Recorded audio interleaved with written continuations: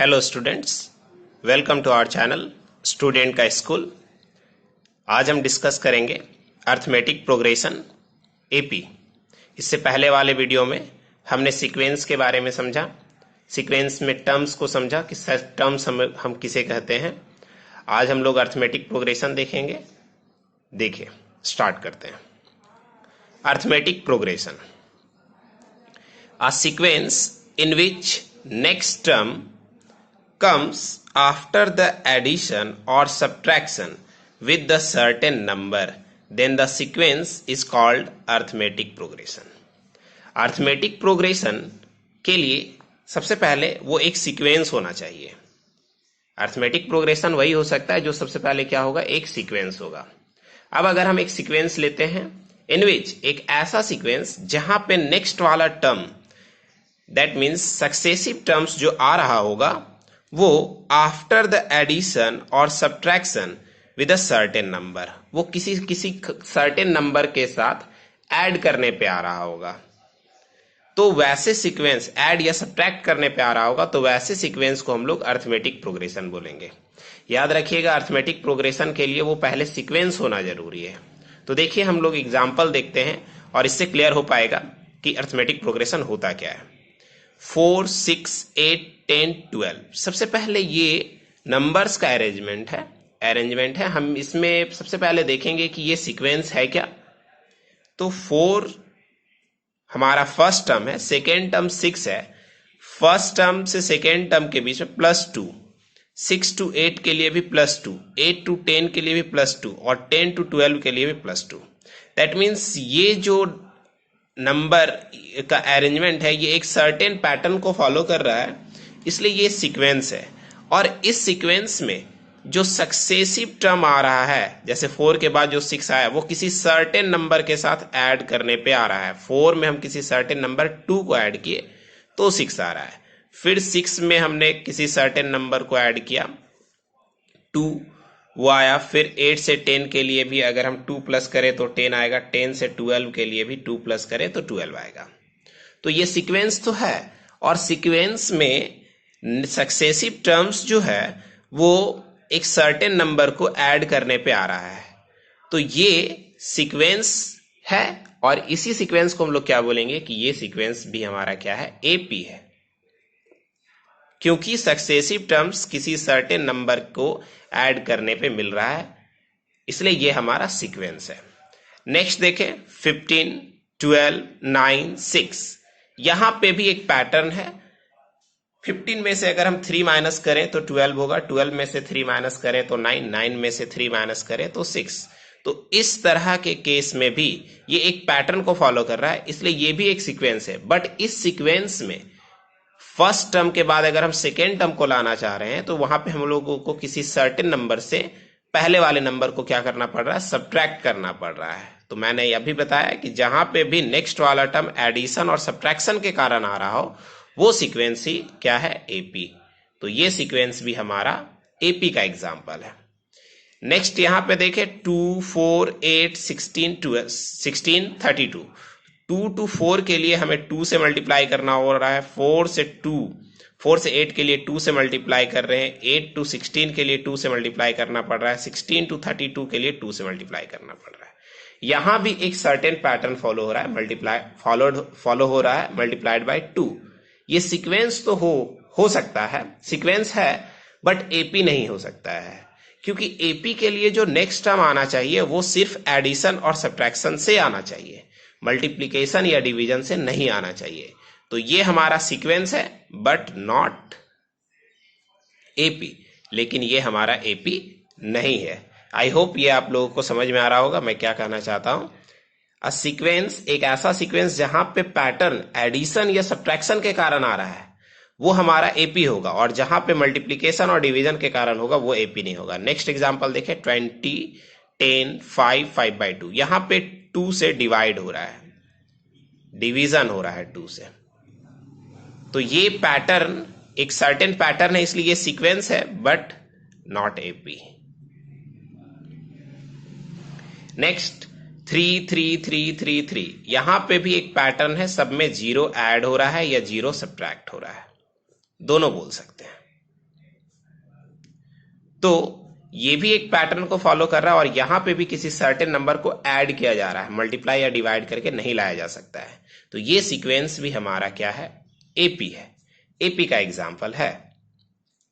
तो हम लोगों ने समझा कि एपी क्या होता है। अब अगर हम एपी को ऑब्जर्व करें तो इस एपी में ये जो पर्टिकुलर टाइप का नंबर दिख रहा है जो सब में ऐड हुआ है, इस पर्टिकुलर टाइप के नंबर को हम लोग बोलते हैं कॉमन डिफरेंस। कॉमन डिफरेंस क्यों? अगर हम फर्स्ट टर्म और सेकेंड टर्म के बीच का डिफरेंस देखें तो 2 है, सेकेंड और थर्ड टर्म का डिफरेंस देखें तो 2 है, थर्ड और फोर्थ टर्म का डिफरेंस देखें तो 2 है, फोर्थ और फिफ्थ टर्म का डिफरेंस देखें तो 2 है। दैट मीन्स कोई भी सीक्वेंस अगर एपी है तो उसमें जो डिफरेंस होगा टर्म्स के बीच में वो हमेशा इक्वल होगा। और ऐसे इक्वल डिफरेंस को जो एपी में हर जगह पे इक्वल होता है, वैसे इक्वल डिफरेंस को हम लोग कॉमन डिफरेंस बोलते हैं। तो देखिए यहां पे मैंने कॉमन डिफरेंस का डेफिनेशन लिखा है। It is difference between two conjugative term. दो कॉन्जुगेटिव टर्म के बीच का जो डिफरेंस है ऑफ एन एपी में, उसी को हम लोग बोलेंगे कॉमन डिफरेंस। और कॉमन डिफरेंस को हम लोग डी से रिप्रेजेंट करते हैं। इट इज ऑलवेज कांस्टेंट, ये हमेशा कांस्टेंट होगा, क्योंकि यहां पे देखिए कॉमन डिफरेंस 2 2 2 2, कहीं भी 2 के बाद 3 नहीं आया हुआ है। एक चीज और नोटिस कीजिएगा, मैंने जो डेफिनेशन में लिखा है it is the difference between two conjugative term, तो यहां पे टू कॉन्जुगेटिव टर्म 4 और 6 है, तो 6 में से 4 को सब्ट्रैक्ट करेंगे या 4 में से 6 को, तो हमेशा A2 में से A1 को सब्ट्रैक्ट करेंगे। यहां पे A3 में से A2 को सब्ट्रैक्ट करेंगे, कभी भी A1 में से A2 को सब्ट्रैक्ट नहीं करेंगे कॉमन डिफरेंस फाइंड आउट करने के लिए। तो देखिए कॉमन डिफरेंस हम लोग कैसे फाइंड आउट कर सकते हैं। कॉमन डिफरेंस के लिए जो मैंने यहां पे फॉर्मूला लिखा है D इक्वल्स टू AN-1, इसे मैं बाद में एक्सप्लेन करूंगा। यहां पे देखिए मेरा एक एपी गिवन है 4 6 8 10 12, ये सीक्वेंस तो है और ये एपी भी है, क्योंकि सबके बीच का जो डिफरेंस है वो +2 है। तो अगर हम यहां पे डिफरेंस निकालना चाहते हैं, जैसे ये हमारा है A1, ये हमारा A2, ये A3, A4 और A5 है, first term, second term, third term, fourth term, fifth term. अगर हम यहां पे डिफरेंस निकालना चाहते हैं तो कहीं से भी निकाल सकते हैं कॉमन डिफरेंस, क्योंकि कॉमन डिफरेंस हमेशा इक्वल होता है, कहीं से भी निकालें। तो अगर हम डी निकालना चाहते हैं कॉमन डिफरेंस, तो क्या हमें करना होगा, A2 माइनस A1, और A2 का वैल्यू 6 माइनस A1 का वैल्यू 4 इक्वल्स टू 2। यानी सक्सेसिव वाले टर्म में से प्रीसीडिंग वाले टर्म्स को अगर हम सब्ट्रैक्ट करें तो जो डिफरेंस आएगा वो हमारा कॉमन डिफरेंस होगा। फिर अगर हम एक और डिफरेंस निकालें यहां पे A3 माइनस A2, तो इसे हम लिख सकते हैं 8 माइनस 6 इक्वल्स टू 2। एक और डिफरेंस अगर हम निकालना चाहें तो यहां पे निकाल सकते हैं A4 minus A3 equals to 10 minus 8 equals to 2। और अगर हम एक और डिफरेंस निकालें A5 माइनस A4, ये आएगा 12 माइनस 10 इक्वल्स टू 2। देखिए तो हम लोगों ने ये कॉमन डिफरेंस निकाला। ये जितने भी कॉमन डिफरेंस है वो सब सेम है। अगर हम यहां पे D1 लिखें, D2, D3 और D4, तो इससे ये पता चलेगा कि ये जो हमारा कॉमन डिफरेंस है वो सेकेंड टर्म और फर्स्ट टर्म के बीच का डिफरेंस है। अगर हम D2 लिखें तो इससे ये पता चलेगा कि ये थर्ड टर्म और सेकेंड टर्म के बीच का डिफरेंस है। इसी तरीके से हमने D3 और D4 को लिखा है। ये नेसेसरी नहीं है, किसी बुक में दिया हुआ भी नहीं है D1 D2, ये मैं खुद से बता रहा हूं, इसे लिख सकते हैं, कोई दिक्कत नहीं होने वाला है। ये सिर्फ हम लोगों को रिप्रेजेंट करता है कि D2 के लिए हमने कौन से टर्म को माइनस करके ये कॉमन डिफरेंस निकाला है। देखिए आगे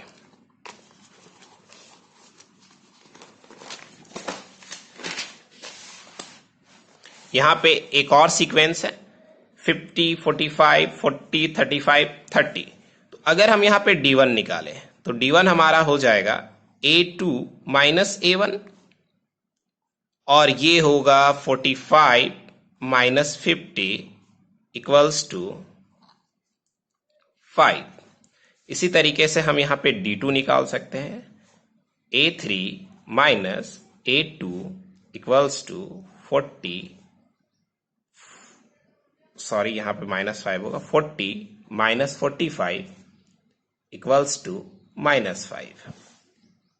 तो इस तरह से हम लोग कॉमन डिफरेंस निकाल सकते हैं।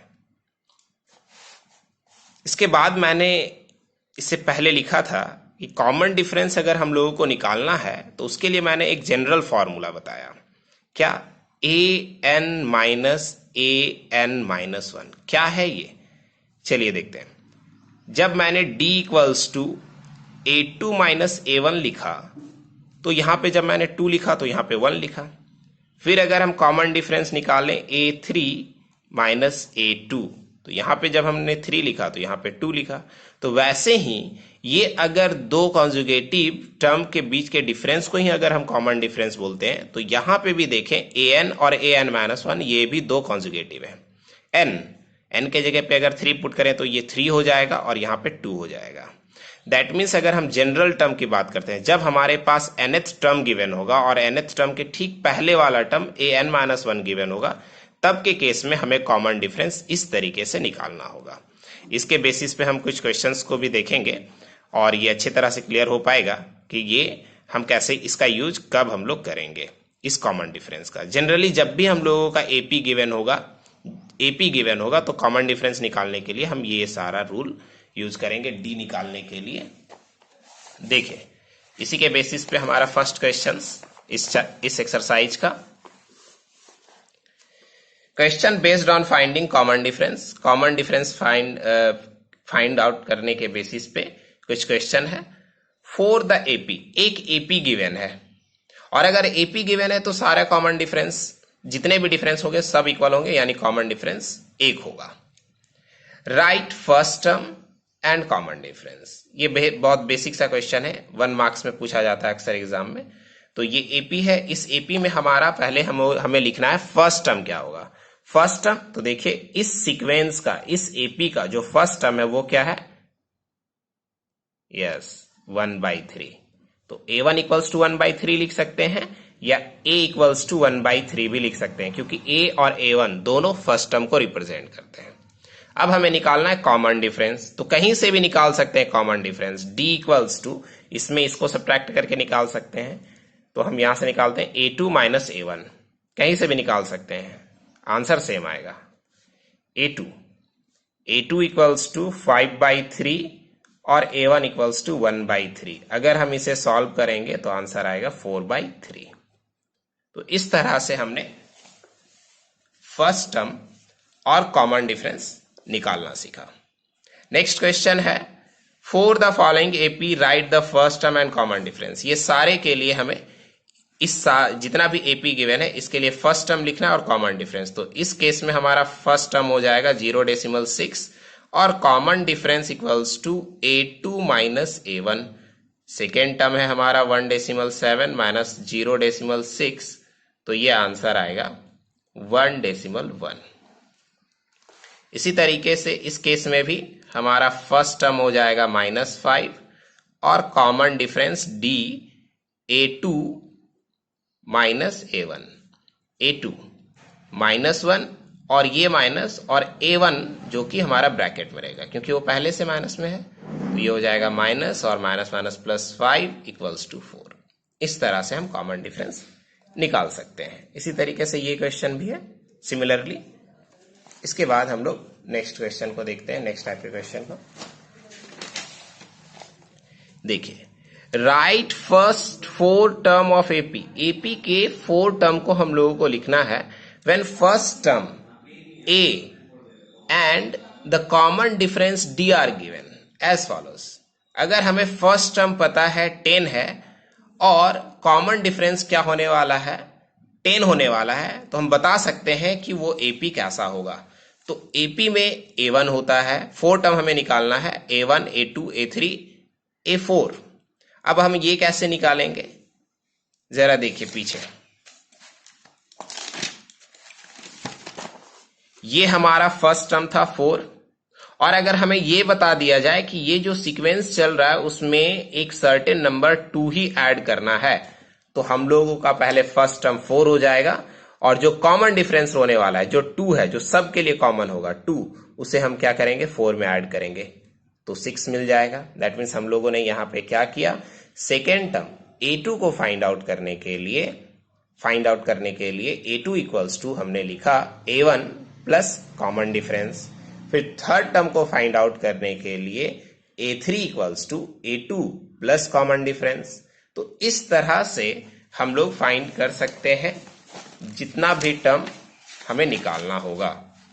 तो यहां पे ये हमारा फर्स्ट टर्म है, तो हम यहां पे लिख देते हैं a1 इक्वल्स टू 10, और क्या डिफरेंस रहने वाला है सब टर्म के बीच में 10, तो a2 सेकेंड टर्म हमारा हो जाएगा a1 प्लस जो कॉमन डिफरेंस है, यानी 10 plus 10 equals to 20। a3 equals to second term में अब ऐड करेंगे a2 प्लस d, तो ये होगा 20 plus 10 equals to 30। a4 equals to a3 plus d, यानी प्रीवियस वाले टर्म में हम लोग डी ऐड करते चले जाएं तो हमारा नेक्स्ट वाला टर्म फाइंड आउट होता चला जाएगा। 30 plus 10 equals to 40। Therefore first 4